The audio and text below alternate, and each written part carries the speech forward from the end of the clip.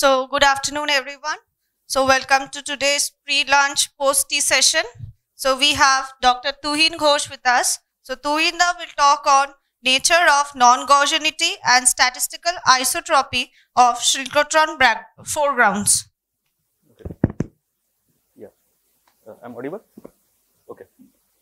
So, good morning, all. So I'm Tuhin from NICER Bhubaneswar. So before I start, I'd like to thank the organizers for giving me the opportunity to present our work here. So, so this is the last day of the workshop, and from the first day talk, the message was clear that there is a foregrounds, which is the biggest challenge for the detection of 21 centimeter signal.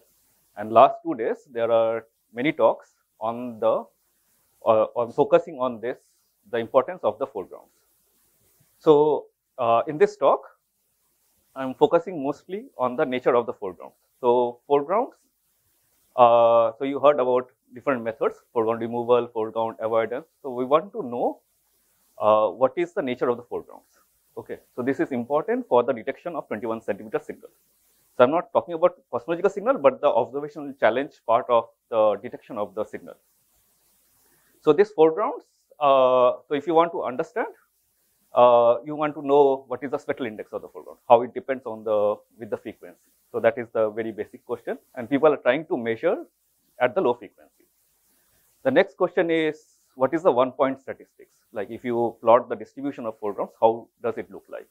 So this is all important for the component separation, whatever method you apply, foreground removal or foreground avoidance. These are the key features.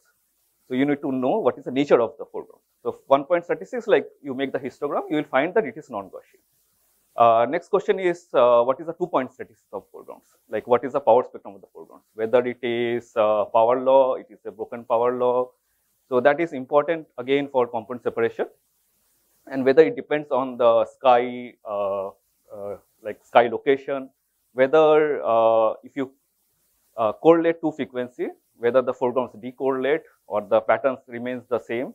So that is all important thing.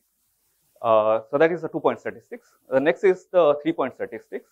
So if you know all this information, you can incorporate in the component separation method and try to clean the foregrounds as much as possible. So 3-point statistics is like non-Gaussianity, which is basically captured by 3-point correlation function. So in this talk, I'm focusing on the non-Gaussianity part of it. So there are different tools like Minkowski functionals or Bean bispectrum. So I will talk about that. So that is important for understanding the nature of the foreground. So this is based on these 3 papers. So mostly it's done by the students. There is Sandeep Rana in 2018, and then it is carried forward by Fazlur Rahman from IIA. So we have 2 papers, and the next one we are writing is on the polarized part of this foreground. So this, so one of the things which is not mentioned here. So these foregrounds are usually polarized. So like synchrotron can be polarized up to 75%, and there can be leakage from polarization to intensity. So even if the intensity is smooth, if the polarization leaks from the foregrounds leak from polarization to intensity, it may leave residuals there. Okay, so this is the basic picture. So people talk about foregrounds. So let me just elaborate a bit on the foregrounds. So so we are here and we are trying to get the signal from 21 centimeter. At the epoch of radiation or cosmic dawn. So this is around 7 to 10, and we see all this stuff between us and the signal. So these foregrounds are mostly at the low frequencies coming from synchrotron emission. So this is basic like electrodynamics. So there are cosmic ray electrons which are gyrating around the galactic magnetic field. So our galaxy has a magnetic field of order of microgauss, and it can lead to synchrotron emission. So so there are many emissions. So I'm coming from cosmology CMB community. So we have to deal with many foregrounds like the synchrotron, free, spinning dust. So at this low frequency, which is the main concern for 21 centimeter signal detection, the one of the major foreground is the synchrotron emission. Okay, so this is basically coming from our own galaxy, okay, and then from the external galaxy. So that is the contribution of the diffuse synchrotron emission. Then there are point sources, which we call as extragalactic point sources. So this is all over radio sources, which are scattered over the sky. Okay, so we need to tackle those two foregrounds, and if you know the nature of that, so the one of the property of the foreground as this is power law. If you plot the angular power spectrum, it has L to the power minus 2.4 dependence. So as you go to smaller and smaller scale, the foreground becomes smaller, and you can probably detect the signal. As if you go to larger scale, it will be completely dominated by the foregrounds. So this is basically coming from our galaxy and all the sources, localized sources over the sky.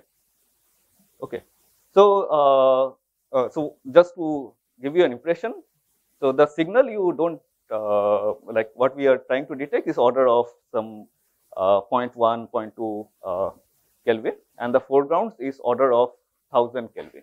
So this is like 1-point statistics. Like in the pixel space, if you want to find what is the signal, so it is already order of 10 to the power 4. So you don't see the signal, so you see a foregrounds only, and then you have to rely on the component separation or whatever method you are applying to see that what is the actual signal. And people are talking about here power spectrum, or to detect the H1 fluctuation. So that is the square of this. So if it is 10 to the power 4 here, so it will be 10 to the power 8 in the power spectrum. Of course, it will depend on the frequency, which frequency you are targeting. So the foregrounds has a steep power law, which is -3. So if you go to higher and higher frequency, the level of the foregrounds will decrease. So, so for this, for the detection of 21 centimeter, so one of the major challenge is this foregrounds, how to remove it. If we assume that is simple and we can remove using the existing component suppression method, we can get rid of it. But then we have to also consider the instrumental systematics. So there was a talk on bandpass calibration just before my talk. So that is very important. So you need to know exactly how well the instrument is calibrated, because otherwise, even if the foreground is smooth, because of the calibration error, the foreground it will have features and you cannot remove it perfectly.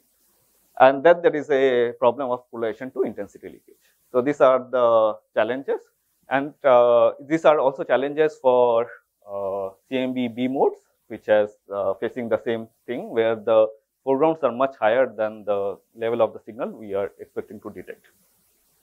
Okay, so so basically our motivation of this work is, we know that the foregrounds are non-Gaussian. So this is both diffuse and extragalactic, and any component separation you develop from the from the experience from CMB, that it cannot be perfect. So always there will be a residual foreground. So you can leave some residual foregrounds in the map. Now, if the residuals are less than your signal that you are trying to measure, you are fine. It will not be like perfect 100% foreground removal. So even if you remove it 99.99% and residual foreground is less than the signal that you want trying to measure, you are happy with it. If the residual foregrounds are still high, then it is a problem. So this residual foregrounds will bias the detection of this 21 centimeter signal, and to model this residual foreground, we need to know what is the property of the foreground. So residual foreground is just a fraction of the total foreground. Okay. So so what we are trying to do is, we try to identify a sky region where we can see if we can model the foregrounds with a simple statistics. So simple means Gaussian, like there is no non-Gaussianity there. You can assume it's a statistical isotropic signal. So then it is a simple problem, because there is a Gaussian signal which you can suppress. Like when you compute the power spectrum, if it is non-Gaussian, it will have larger error bar compared to a Gaussian signal. So that all those things need to be taken into account. So, so we apply these two standard estimator, which are bispectrum and Minkowski function, to probe this non-Gaussianity of the synchrotron emission. So we want to study as a function of sky location, like if there are some sky region where it is Gaussian, and as a function of angular scale, because if you take the all angular scale, it is of course non-Gaussian, but can we filter out the large scale and see if we find Gaussianity there or not? Okay. So just to give an example, so this is to understand the foregrounds. We cannot work at like 100 megahertz because there will be UR signal plus foregrounds. So foregrounds, to study foregrounds, we can go to the higher frequency where the signal is not there. So we can model and understand the property of the foregrounds. So this is the original 408 megahertz map produced by Haslam, and you can see there are a lot of point sources and artifacts. And if you just compute the power spectrum, it will show power law thing, and then it is like a flat spectrum. So this is mostly coming from this residual point sources. Okay, so these are, some are resolved, some are unresolved, and people try to remove the ones which are resolved, and some kind of modeling and remove the unresolved point sources, and we can show that this power spectrum decreases. So this, most of this power from here to here is coming from this residual point sources. So then in 2015, we try to make a better map by removing this point sources. So this work was led by Matthew, and then there are much smoother map of this synchrotron emission at 408 megahertz. Okay. So usually when people test the component separation method, so there are these two work. So one is 2008 and 2017. So this Delic et al. They did it for LOFAR, where they include the foreground in the power spectrum level. So they assume a CL, which is some power law dependence and some L to the power gamma dependence. And then they add a signal, they add a noise, and try to see whether the component separation works or not. Okay. So while doing this, they are assuming that the foregrounds are Gaussian, and you can model it like this. So whether this assumption is true only for a Gaussian foreground case. So this is not in general true. And this is again done by Indian community also for OWFA, UT wide field array. So they test their component separation on the Gaussian foregrounds. Okay.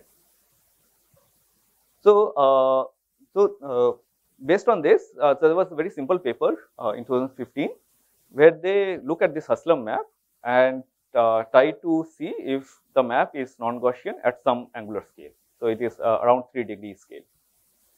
So what they do is they take this skewness and kurtosis, like 3-point correlation function and the 4-point correlation function, and see what is expected from a Gaussian statistics and what is observed in the Haslam map. And they found that these are all this yellow, more than yellow points, or like brighter than yellow points are 3 sigma detection. So it's just showing that if you go to scale of 3 degree, there are many regions which are non-Gaussian. So based on this work, we thought that we can improve on it by applying more sophisticated statistics.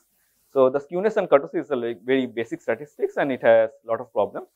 So what we want to do is we use the standard methods like Bean bispectrum estimator or the 3-point correlation function or Minkowski function to see like how Gaussian these maps are, the foreground maps. And the advantage of this is that you can do it as a function of scale. The other method is you can choose a region like 3-degree scale. If you go to smaller and smaller region, you lose the number of pixels and your statistics is not enough. If you choose bigger patches, you are basically probing the large scale, and then you start picking up non-Gaussianity. So Bean bispectrum is basically you multiply ALMs, 3 ALMs. So you do a Fourier decomposition of these maps to map to ALM, and you take like triangle in the Fourier space with the condition that once you fix the 2 arms, the third one is fixed. So if you have L1 and L2, the third scale is minus L1 minus L2 to L1 plus L2. Okay.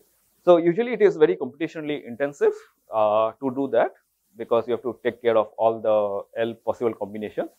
So there is something called Bean bispectrum, which is applied on the maximally filtered maps.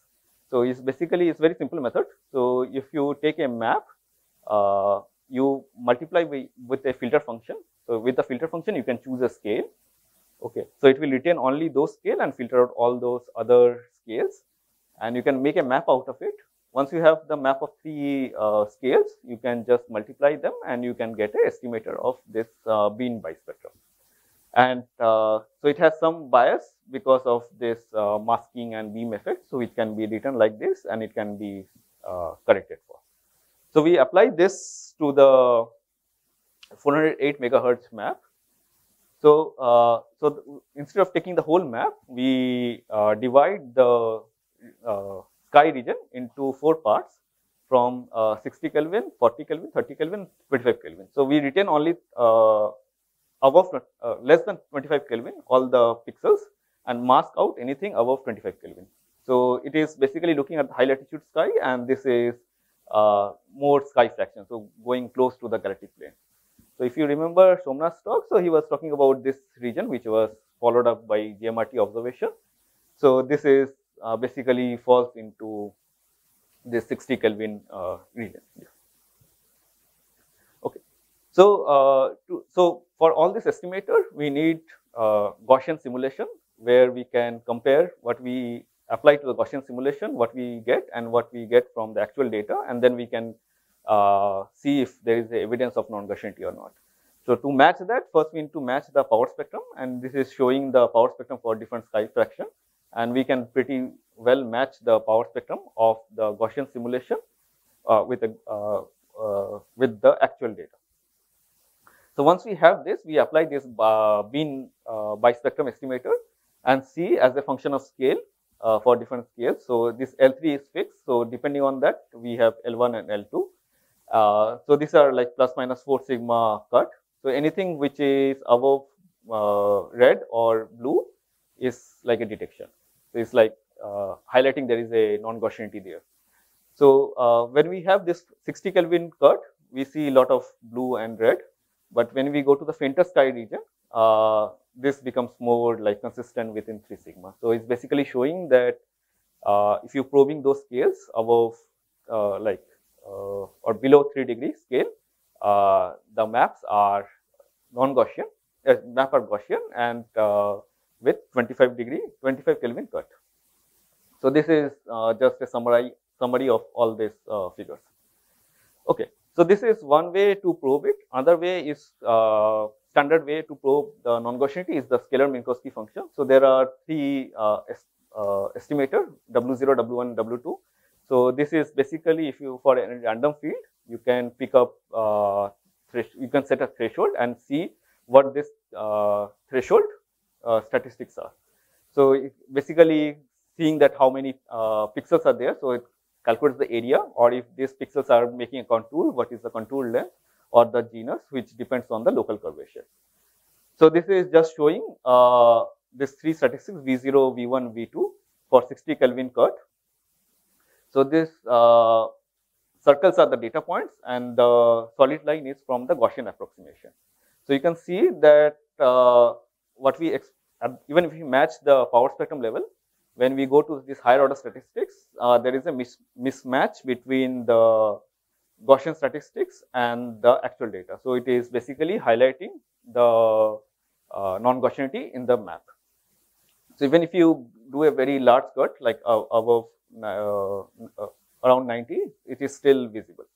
So this is for 60 Kelvin cut, and when we go to the fainter sky region or high latitude sky or 25 Kelvin cut, so initially at large scale there is a deviation, but when we go to the smaller scales, this perfectly matches with the Gaussian distribution. So this is very high order statistics, and we can show that using both scalar Minkowski function and the beam bispectrum that the foregrounds can be approximate as a Gaussian field. Okay. So, so in the next paper we did one step ahead. So for the Gaussian field, we can exactly write what is the expression, like what these functions are. So this can be analytically calculated. Okay. So you don't need simulation to actually calculate it. And these are the expression for a Gaussian field. Now, if there are some mild non-Gaussianity or a small amount of non-Gaussianity included, so this this calculation is done by Fazlou, where he for the mild non-Gaussianity case, there will be some correction orders. So higher order correction. So there is a first order correction term and the second order correction term, which depends on the property of the field. So these are standard mean of the field or the standard deviation of the field. Okay. So then we apply this to this 25 Kelvin threshold where there is some mild non-Gaussianity. So by eye you can see that it matches perfectly. But when we just subtract what we expect from a Gaussian statistics and what we observe, so this difference is plotted here. So this is for V0, V1 and V2. So this green line is the like from the measured data, and this is from the analytical calculation. So basically we can actually predict how much non-Gaussianity is there, and it can be transferred into like FNL parameter or GNL parameter, which are the standard tools people use. Okay, so that is the conclusion. So basically, this all sky map of 408 megahertz sky is highly non-Gaussian at a large scale. But as you start filtering the large scales and start looking at the small scale and also looking at the fainter sky region, you will start seeing it is consistent with Gaussian approximation. So when you're looking at small sky fraction, and if you are not probing the large scale, this Gaussian approximation is a good approximation. So that can be used as a input for component separation method. So basically our results suggest that the scales below 3 degree, it can be approximated as a Gaussian sky relation. Yeah, thanks. So thank you, Tuhinda. Now we can take a few questions.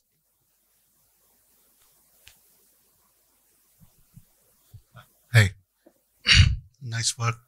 So do you have any understanding how these biases for different surveys work, like for all sky map? Bias of? Like say, calibration or imaging biases. You're working only with one map. Yes. Have you worked with TGSs also? No. Okay. But how they play up in this higher order statistics? So this is, yeah. The problem is that it only works on one map. No, it's not like a power spectrum estimator. So in power spectrum estimation, you are taking ALM from 2 maps, and you can see the bandpass leakage or like calibration errors. So Minkowski function generally works on one map. So it is taking the derivative or the second derivative of the field. So there is no option of like taking the second map. So like if there are noise present in the map, so the Minkowski function cannot handle that. Like power spectrum or the spectrum can handle that because you are taking a cross and you can cancel out the noise contribution. But like any map will be sensitivity limited. Some signal noise will be but you can always add a simulation where you can add that level of noise and see what is the effect of that noise on the Minkowski function and correct for that. Okay. So you can have a simulation which has Gaussian sky and actual noise from the instrument, and you apply the Minkowski function. You know this is what is expected. Apply on the data and subtract will tell you whether this same for the resolution effect also. Yes. And European spy spectrum, there is not also. Spectrum is not a problem because 3 ALM, so you can take different maps and then you can cancel that effect. So that is the advantage of power spectrum and bispectrum. So, Tuhin, as far as application is concerned in terms of foreground, it's very clean result like T less than 25 Kelvin and angular scale smaller than 3 degree, you can have assumption of Gaussianity. But if I want to take one more step and understand why Gaussianity is there below 25 Kelvin and 3 degree and not there in terms of the physics of the synchrotron emitting plasma, is there any way of inferring it from here, or will it be too difficult because you only have the line of sight integrated information? You can do that. So that is something, synchrotron, it is coming from basically magnetic field contribution. It has a large scale field, which is basically a spiral arm of our galaxy. And then there are small scale field, which is coming from turbulence. So at some scale, the turbulence dominate over the large scale field, and basically that 3 degree is saying that above 3 degree it is the mean large scale magnetic field dominates, and the smaller scale the turbulence dominates. So We did not do it for synchrotron, but we did it the same thing for dust emission. So you can actually model using the intensity or number density of cosmic ray electron magnetic field geometry, and what is the expected Minkowski function or the non-Gaussianity what we see, we can relate to that. Okay. So, Yeah. this, So, small naive question. So, what is the resolution of the map that you used? Haslam is 1 degree. It's not 1 degree, it's 56 arcminute. 56 arcminute. And your estimates are for scales less than 3 degrees. No. So basically, the resolution of map is 56 arcminute. So you can go up to L of 200. So that is the angular scale. So 1 degree is like roughly 180, No, right. L of And 180. So we are cutting at 90. So we are not going above 180. Right. So my question is, do you have enough modes between 3 degree and 1 degree resolution to give a faithful estimate of Yeah, the... so you can always draw many 3 degrees circles on the sky. Okay. So you have That a will lot of have sky. Right? enough mode.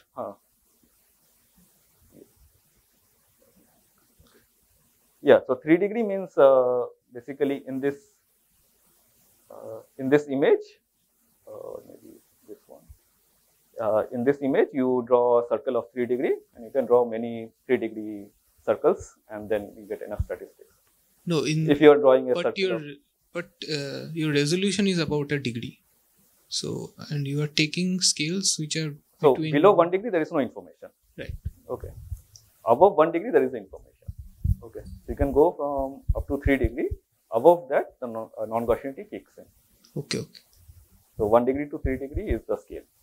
So 3 degree is there. So below 1 degree also you can measure.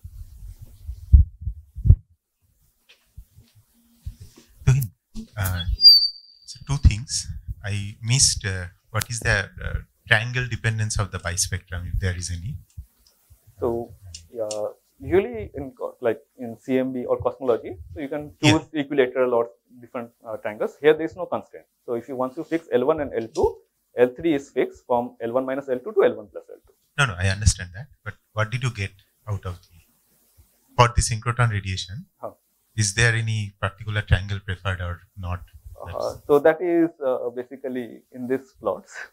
So we did not infer like what if there is a preferred triangle which is there. No, because like Schumann looks at the bispectrum of the 21 centimeter signal. Yeah. Maybe they are also separated.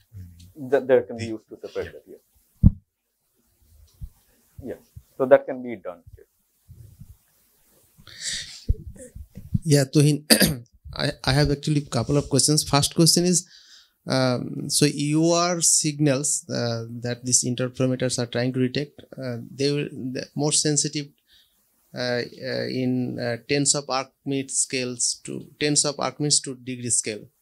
But here you cannot measure bispectrum non-Gaussianity below 1 degree, right? No, that is a limitation of Haslam map. Yeah, but if you have a new I'm map, you can always apply the same method to see. And then so you are saying that if you go far away from galactic plane and if you restrict so away from galactic plane, the signal is more or less Gaussian if you restrict analysis within a degree. Yes. So does it mean that foregrounds, so we always want to know what is the best method for signal detection. So in power spectrum, foregrounds are highly dominating in compared to the signal expect. But in bispectrum, it may be foregrounds are not that severe. So maybe bispectrum is better statistics in terms of foreground subtraction. Yeah, so people are using those both power spectrum and bispectrum to subtract the foregrounds. But yeah, I'm not sure any method which uses directly the bispectrum to subtract the foregrounds. Because bispectrum, it is usually like, if it is a full sky, it is very easy. Or like you have a periodic boundary conditions. But for actual sky, there are boundary effects, masking, you have to mask some bright sources. So it No, becomes, even for bispectrum measurement, so signal is still smooth along the line of sight, right? So it's possible, maybe it's possible to remove foreground bispectrum as well. So we have to, I think we need more studies towards that. Okay. Yeah, thank you. So let's thank the speaker.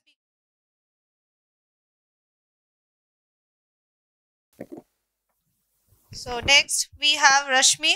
So Rashmi will talk on probing the epoch of reionization using UGMRT deep observations in band 2.